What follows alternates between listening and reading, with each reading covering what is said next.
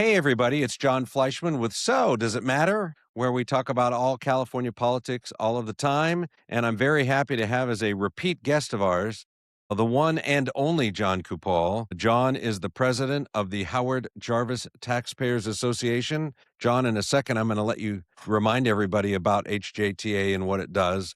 But I will say this, Jon and I have known each other. We met roughly 1999. I was executive director of the state Republican Party at the time. Jon was, I think, relatively new in his job as president. Jon, what year did you become president? 2000. I was doing mostly litigation, director of legal affairs. Oh, well, there you go. I can only tell you this, and I won't elaborate because it's embarrassing for me. I was at the party where I was kind of forced to defend a position that was not defensible, and Jon took me to task for it. And I just remember thinking to myself, I want to be Jon when I grow up. And I did. So you got two Johns without an H who are tax fighters. And so, Jon, thanks for coming back on the show. Always a pleasure, John. Good to see you. First and foremost, I would remind anybody watching that if you want to help out the cause of the Howard Jarvis Taxpayers Association and the cause of this Substack, you do it by, whether you're watching, if you're on Substack, this is where you can hit the heart button or hit the restack button. Or if you're watching this on YouTube, that's where you would hit like and subscribe. And those things are very helpful. Jon, tell everybody who's watching or remind everybody about HJTA and what you guys do so that there's some context for those people. Believe it or not, there's a few people out there that don't know what you do. So we're gonna encompass them as part of our audience here. Sure. Thank you, John. Again, thanks for having me. The Howard Jarvis Taxpayers Association was formed, not surprisingly, by Howard Jarvis. He is the grandfather, the founder of the modern tax revolt movement that actually started here in California with the passage of Proposition 13. Howard Jarvis was a journalist, originally from Utah, settled in Los Angeles, became the executive director of the Apartment Association of Greater Los Angeles, and in the mid 70s and early 70s, Angelenos and people throughout California were being literally taxed out of their homes. And there were many, many tragic stories of people literally being taxed out of their homes. So Howard Jarvis, in a testament to his tenacity, tried multiple times to get tax relief for California, and he failed many times. And then in June of 1978, qualified Proposition 13. It was on the ballot. It cut taxes by more than half. It took an average property tax rate of 2.6% down to 1%, and just as important, limited the annual increases in taxable value to 2% a year. Big tax relief. That tax relief spread across the nation. Howard was a friend of Ronald Reagan, and Ronald Reagan said that, Howard's fight for lower taxes spread across the nation and spread into Europe. And Ronald Reagan said it wasn't too much of a stretch to identify the fall of the Berlin Wall having its roots with Proposition 13. So we wear that very proudly. We exist today. Everybody knows the Howard Jarvis Taxpayers Association. We exist to defend Proposition 13, but we also have a 501c3 foundation. We just published a study on homelessness and the lack of accountability and effectiveness of our homeless programs. That's done by our 501c3 foundation. We have a political action committee and we have two initiative committees. And actually our organization really exists because of the powers of direct democracy, initiative, referendum, and recall. Progressives back in the early 1900s, Hiram Johnson, are not like the progressives today, but they were real reformers. And Right. the idea of direct democracy back in the early 1900s, actually with Teddy Roosevelt and other progressives, was to break the power of entrenched special interests. And back in the early 1900s, those entrenched special interests were the railroads. Today, it's the public sector labor organizations who have a lock on California politics. So we fight the special interests, not just public sector labor. We like public employees. We just don't like the union bosses so much. And we do make a distinction between those in the private trades as opposed to public sector labor organizations. Anyway, we fight via the initiative process. We have qualified several initiatives to close loopholes in Proposition 13. We're going to talk about one of them today. I don't mean to cut you off, but I'm just going to ask you very quickly. So if people want to find out more information about Howard Jarvis Taxpayers Association, where would they go on the web to do that? Then you go to hjta.org, hjta.org, or for our most recent campaign, saveprop13.com. That's for our new initiative. And then if somebody wanted to find out your endorsements from your PAC, are those online? Those are definitely online. Our website is updated almost daily with our latest endorsements. So is that also on the hjta.org website, or is that a separate Yes, website? you can go to hjta.org and look under elections and see our, I think we may even have a tab on the homepage now for our endorsements because people do want to know how what we endorse candidates. And also, obviously, we take positions on ballot measures as well. Perfect. All right. So the substance of our talk today is going to be on three different topics. We're going to talk about there is not a place that Tom Steyer goes where he doesn't talk about trying to gut Prop 13. So we're going to talk about that. We're going to talk a little bit about the billionaire tax that's out there. And then we're going to conclude by talking about the fact that there's actually a measure on the ballot this November sponsored by HJTA. So without any further ado, I'll just kind of preface this section on Tom Steyer by saying a lot of people may not realize it. First of all, if you hear Tom Steyer speak, you can't miss the fact that he always is saying that if he gets elected, the first thing that he's going to do is call a special session of the legislature and call for a special election early next year for the purposes of closing a corporate special interest loophole. He does not say that he wants to gut Proposition 13. John, what's he talking about, and why is it a bad idea? It's very much a bad idea. What he's talking about is split roll. And what split roll is dividing the property tax roll between different classes of property and applying different tax laws or rules depending on the classification of the property. And the classic split roll is between commercial and residential. And this is something the progressives have wanted to do for a long time, which is to split off the business and commercial and multifamily residential properties from the core Proposition 13 so that they could apply new rules either relating to higher tax rates or new rules relating to change of ownership, which would result in dramatically higher taxes. Right. Here's the thing. So Prop 13, as it was passed, applied all of these savings to all property. It didn't matter what kind of property in California. If you were at a business, if you have a commercial property, if you have a residential property, you got tax relief under Prop 13. Well, of course, and Prop 13 didn't actually change the law. California has had a unified roll, one roll, since the mid 1800s.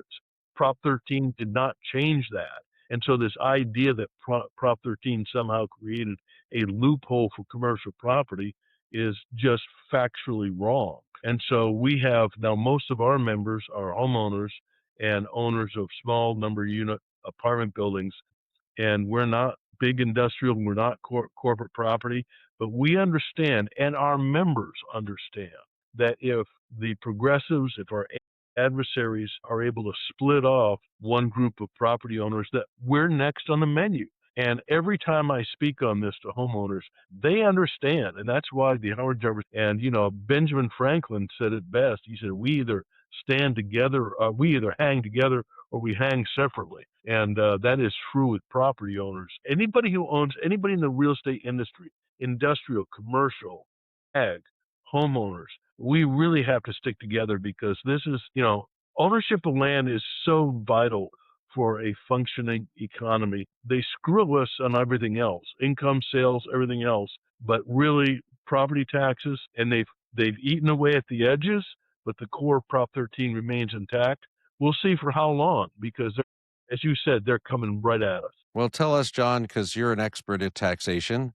It's nice to be an expert at something. You're an expert at hiking national parks. You're an expert at supporting the Boston Red Sox through thick or thin. Right now, it's a little thin. And you're an expert in taxation. It just seems intuitive to me if Tom Steyer is saying that by changing to split roll, he plans on adding $22 billion of new taxes. That's got to have a devastating effect on the economy. Yeah, I mean, if he wants $22 billion and we have an idea, and that is abandon the high-speed rail project and put that money right back in the economy. I mean, there are so many places where he could find $22 billion. Let's start with the $30 billion worth of fraud for the EDD. Right.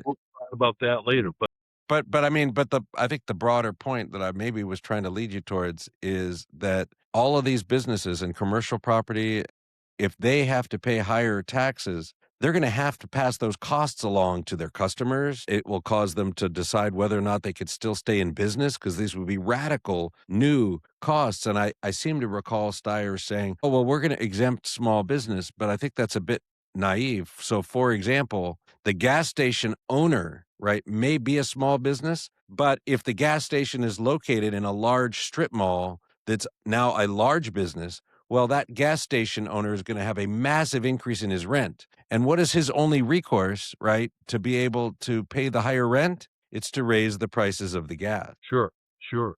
Yeah, it has often been said that businesses don't pay taxes.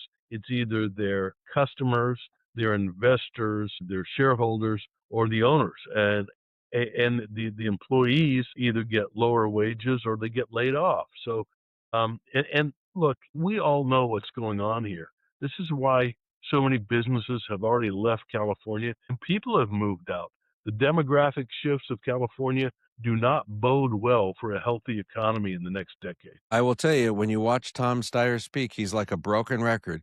He talks about all of the new things he wants to do, expand the government, and then every answer to every question of how you will pay for that is, well, I'm going to gut Prop 13. He doesn't say that, but that's what he means. Like I was watching a housing forum hosted by Ezra Klein of the New York Times the other day, the 5 Democrats on a stage. I'm actually writing about that. By the time this airs, I will have written about that. It's just amazing. Basically his position is, well, the reason that local governments don't want to construct more high density housing is the cost of the community. So we'll just go ahead and pass split roll, and we'll take all that new found money will make the cities whole, and now we can have more density. And literally every area where he wants to spend more money, his solution is gut Prop 13. Yeah, Tom Steyer is revealing himself as someone who has not been involved in politics.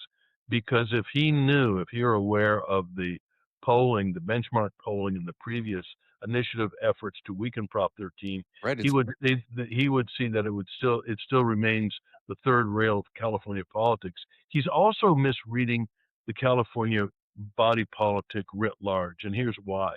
Look what happened in November of 2024. California is far more centrist than the progressive politicians would have you believe. We passed public safety, Prop 36. We rejected a lowering of the two-thirds vote for local bonds. We rejected an expansion of rent control. The results on the policies, not the politicians, but the results of the policies from the last November election reveals that California voters are far more centrist than uber progressive politicians like Tom Steyer would have you Yeah. believe. This is a good transition since you're talking about the ballots and ballot propositions, because what I'd like to do is now move over to two ballot measures, as we would say in football terms, one on defense and one on offense, right? So, John, I believe HJTA has taken a strong position against this new proposed billionaire tax. Would you be willing to first take a moment and explain to people watching? Unbelievably, there'll be somebody watching this podcast who maybe has heard the phrase billionaire tax but doesn't really know what it does. So I think before we talk about the efficacy of it or the policy behind it, could you maybe take a moment and explain to people what this proposal would actually purport to do? Yeah, the billionaires tax, what people need to realize is forget who the target is. The target really isn't the billionaires, it's much broader than that. But think of it as a wealth tax. Most taxes are on an economic transaction. You earn money, you pay taxes, that's an income tax. You buy something, you pay a tax, it's a sales tax. But a wealth tax is a tax on your assets. The idea behind this tax is for the billionaires who have vast amounts of assets, and the complexities of figuring that out are vast. But the idea was to tax a percentage of their overall wealth. Now, to tell you how bad this proposal is, a good indicator is the fact that California's own tax agencies, the Franchise Tax Board, for example, has come out and said, we are not equipped to implement this tax. This is not an ordinary tax. How do you expect us as tax bureaucrats to assess somebody's overall wealth, all their assets? And what is somebody's wealth? Well, somebody will say, I asked a friend of mine who does very well, I asked him, well, how rich are you? He goes, well, it depends. How did the stock market do today? The measurement of wealth is so variable and so complex that there are tons of problems. I mean, even if you have a hunter biting painting worth $20 million or 20 cents, I would argue it's probably trending toward the latter. But how do you value artwork and all kinds of things? Well, and then I was reading another provision which is totally insane, which is if you own, let's say you own you're a billionaire and you own 5% of a large company, you've gotten financing, or you own 5%. But there's different levels of stocks. So you own 5% of the equity, the actual value of the company. But say you own 51% of the voting stock. They want to assess your value not at the 5% you actually own, but at the 51% ownership stake. So you may be somebody who owns, let's call it $50 million of $1 billion company, and they want to tax you as if you own half a billion dollars. It's the whole thing is just it's completely ludicrous. And John, we talked about this a little bit before we went online, but I kind of look at it this way. California has a couple of taxes that have always been off the table because they're not allowed under our state constitution. One of which, thanks to we used to have an inheritance tax in California, and thanks to our old friend, I'm sure you remember him well, Don Rogers. He was a state senator from Bakersfield. He championed the effort of a constitutional amendment banning California from having inheritance taxes. So, in order for that to come back, the people would have to vote to impose an inheritance tax. And then the other tax, at least another tax that is off the table, is a wealth tax. And I think you mentioned it earlier, this is a big ruse because what's clearly written into this measure, which voters will not realize, is at the same time that you're voting to tax the billionaires, you're removing the prohibition of a wealth tax on everybody from the Constitution so that in the future, any legislature can impose a tax on somebody's assets, no matter who you are in the state, without having to go back to the people. It's like they take it off of the prohibited list using the billionaires as the excuse, but then they can come after literally anybody. And it'll be little. They'll come after you and they say, "Look, if you own a home that's worth $1 million, then we think it's okay for you to have to pay $50,000 tax. But don't worry, you have $1 million house." And they can pass that through the legislature and impose it without ever coming back to the voters again if this billionaire tax passes. Unless I'm reading that wrong, John. No, I think you're reading it right. The good news is, quite frankly, I think the polling on it is not good. And you would think, well, why would people want to defend billionaires? People don't want to defend billionaires, but they understand the incrementalism of the progressives when it comes to extracting money from everybody. Yeah. I don't want to be naive and we don't want to take anything for granted, but my understanding is that doesn't poll well. And in an environment where they're coming after so many other taxes, I think it could be problematic. What I'm reading now, and this may not be 100% accurate, but what I'm reading now about the voter returns of the current election we're in, it seems to me that the Republicans, and we're nonpartisan, but it seems to me that those who are fiscally conservative are a little bit more energized on the other side. So we'll see. Um, um, Yeah, we'll see. we'll see what happens. A couple things. One, last week I did a podcast interview with Josh Rauh of the Hoover Institution. I'm going to link that below. But if somebody watching this wants to get into the weeds on some of the policy buried within the measure, Josh has forgotten more about what's in it than the rest of us actually understand because he's gotten into the weeds. So I would encourage you to read that. And then And we do have to mention, Josh, sorry to cut you up. We do have to mention that so-called billionaires tax has about 4 or 5 constitutional infirmities, including due process, equal protection, and restriction on the right to travel. They're not out of the woods yet. right. So there's a whole legal challenge phase that would subsequent to this. And then I guess this is worth mentioning too, because I think this is fair. I think that this could backfire. I think you have this big billionaire tax proposed for the ballot. There will be an awful lot of noise and election activity surrounding it, certainly on the no side. And I'm sure there'll be some resources on the yes side from the unions. And what do you think the impact of that would be? So the California Teachers Association, which I always have to caveat, They are literally, with a name like that, the single institution the most responsible for the lack of quality education for kids in California. But the California Teachers Association, which previously has sponsored an income tax hike to raise more money to pay salary and benefits to their members, they have a permanent extension of that income tax hike heading for the ballot this November as well. I think the billionaire tax could sink that tax as Yeah. well as there's a few massive bond measures heading for the ballot. And I think that this could be one of those situations where, imagine all the union bosses are at the table and that one guy at the end of the table is being such a jerk that he's casting a pall on all of them. I wouldn't be surprised if one of the added bonuses of sinking the billionaire taxes, I could see the billionaire tax create a tax revolt that sinks the income tax increase, all these bond measures. It could be a strange blessing in a way. It could. And let's not forget the 150 or so local tax measures on the ballot. I think people are going to be rightfully upset. People understand that California is a high tax state, and then they also understand that the return on investment for their tax dollars is rated dead last by several rating services.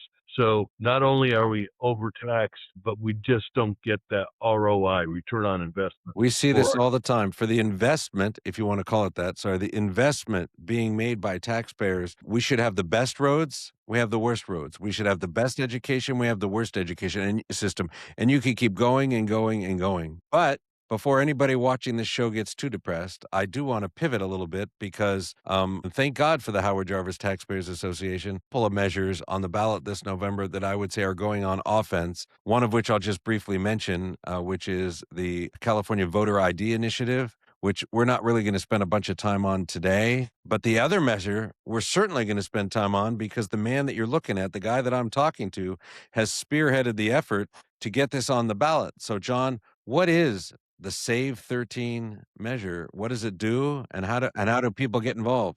Yeah, the full name of it is the Local Taxpayer Protection Act to Save Prop 13. So we have for 40 years come up with a series of initiatives, mostly in response to the weakening of Prop 13. We've been playing defense by going on offense to close some of these loopholes. And there are two major loopholes that we are closing here. All your listener and viewers need to understand is that our initiative will make it harder to raise taxes. Just whatever number it gets, just understand that it's going to make it harder to raise your taxes. It's going to do it in two ways. It's going to close a loophole relating to local special taxes, which for 40 years required a 2/3 vote.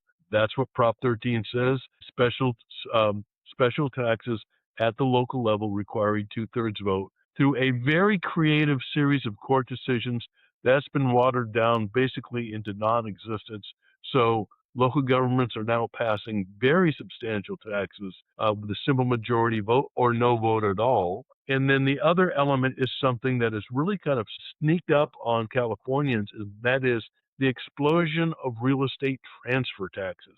Again, So before you go into that, explain what a transfer tax has always meant as opposed to now what they've done to it. This is like literally taking an anthill and turning it into a volcano. yeah, the real estate transfer tax traditionally, for way before Prop 13, it was called the documentary transfer tax.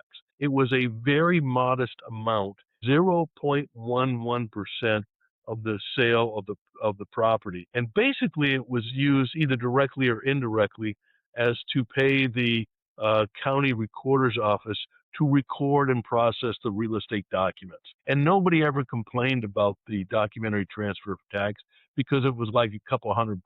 Again, 0.11%. Right, it was But this tiny thing. Just remember when you're going through the forms, the California Association of Realtor forms, and you're signing this and you're signing this, and this is for your document tax. I think mine was $107. It's in the scheme of things, it actually made sense to me that real estate documents need to be filed with the county. yes, Somebody's got to pay it, so it's either me, the seller, or the buyer. But yeah, it made sense. But now what have they done to it? well, in fact, that they probably could reimpose the thing as a legitimate fee. I mean, that it could qualify as either a fee or tax. They call it a tax, which is fine because it's such a modest tax, and we don't touch that. But what has happened is we're seeing now taxes 50 times that great. Taxes not 0.11%, but 5% tax on some properties in the city of Los Angeles via the infamous ULA tax. And that tax has been so onerous. And many of these taxes in the Bay Area as well, 3, 4, 5% off the top. It's like protection money by the mob. They're just going to skim right off the top when you sell your property. We view real estate transfer taxes as equity theft. Of Basically, course it to is. So maybe use an example of like, say in Los Angeles, if you own a multifamily unit, you want to sell it to somebody else, and it's worth $5 million, which is the threshold, right? So you sell that house for 5 million. Although the first thing you do is say, hey, instead of selling it to you for 5 million, I'd like to sell it to you for 4.9. But that's right. let's say you're selling a $5 million property. Based on what you said, that's like a $500,000 tax. Yeah, there was one. Actually, I Or I think guess it's a $250,000 tax, 5% of yeah, $250 out of nowhere that, and correct me if I'm wrong, this tax would apply even if you sell the property at a loss. Like yes. you've lost money on the property, irrespective. This is how much it's sold for. The city gets its 5%. Yeah, now it has really frozen a lot of real estate deals and has really perverted the commercial real estate market in Los Angeles because number one, people aren't doing the same kind of deals. Real estate investors and developers are looking outside the city limits of LA so they can avoid this tax. There was one major transaction, at least one major, of a very large office tower right downtown LA that was for like $500 million. But they paid like an $80 million real estate transfer tax. It was ridiculous. Now they just wanted the property, so they were willing to bite the bullet. But there are so many real estate deals that fell through because of that tax. And we're working with real estate interests down there. Now the good news here is, what would our initiative do? Our initiative would require many of these real estate transfer taxes, in fact, all of the real estate transfer taxes, to be phased out within 2 years. They'll have 2 years to completely unwind their real estate transfer tax, except for that base amount that Right, the documentary. one that's actually the fee that makes sense, the one for filing the 0.1011%. Right, right. So the real estate industry is very excited about this.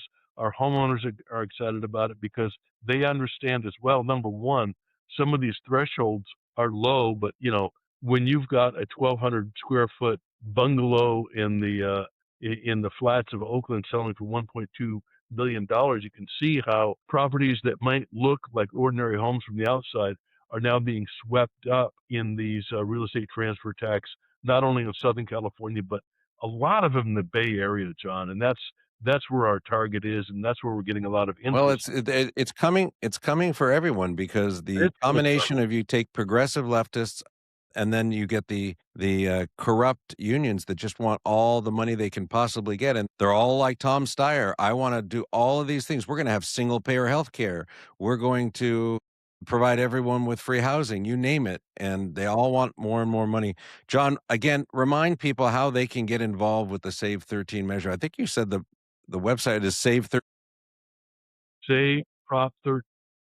saveprop13.com. So I would encourage people to check that out. I would encourage people to not only go to the HJTA website, but to do two specific things when you get to that website. Number one, and you should definitely do this, there's a spot up there that is John's commentary. Fantastic. Every week, John's got another new column that he has written. It's been published in a lot of newspapers, some of which have firewalls, but always a few days later, it appears on the HJTA website. You should read it. You should share it. Right. Insightful, great. John's a great writer. Has a lot of great insight.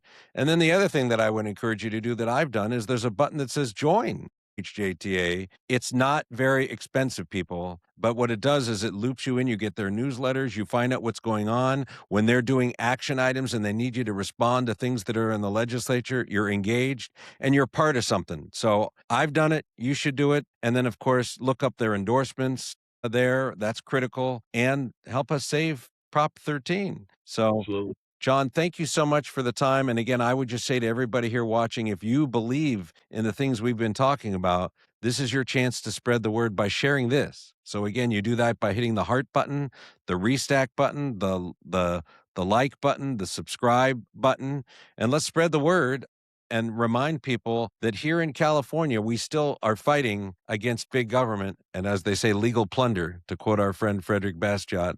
We'll get philosophical at the end. Thanks, Jon. I appreciate it. Thank you, John.